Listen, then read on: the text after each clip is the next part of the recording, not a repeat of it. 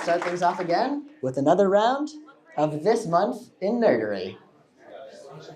We've talked about deepfakes in This Month in Nerdery before, and in addition to faking celebrities, the same technology can be used for more subtle faking.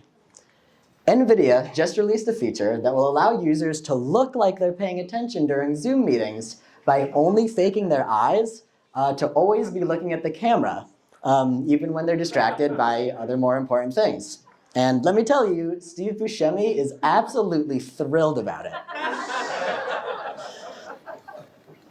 A non-free version is in the works to come out soon with many amazing options.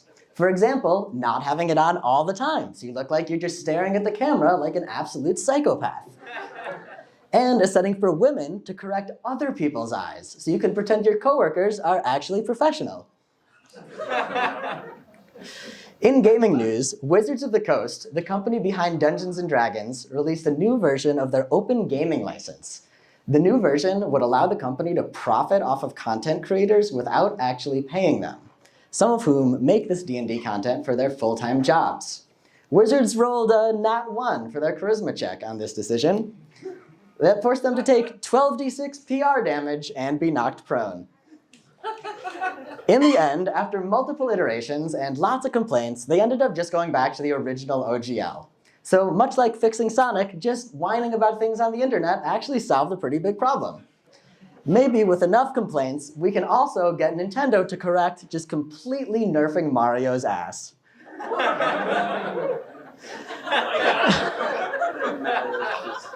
And now I've done a boobs and a butt joke in the same bit, which is a little childish, and I wasn't sure how I was going to feel about it, so as a dungeon master, I figured I'd roll for it.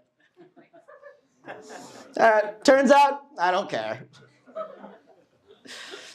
And I'll be wrapping up by telling you about a published, peer-reviewed scientific paper I saw recently that is just really, really dumb, in a segment I'm going to call Toilet Papers.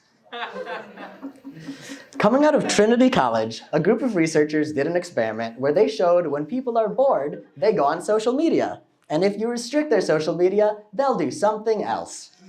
So, turns out, when people are bored, they find things to do. Thanks, science. Let's go! But the reason I thought it was neat enough to talk about here is because it was based off of Martin Heidegger's research on technical and quantifiable measurements for boredom.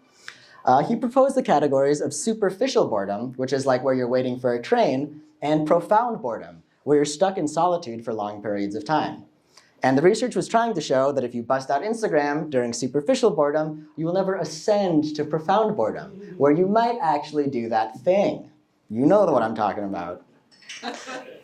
Further research will hopefully get to the bottom of why only people with ADHD experience micro-boredom. And if there's a point at which boredom can actually kill you. And funnily enough, this is the kind of thing I used to think borometers were for.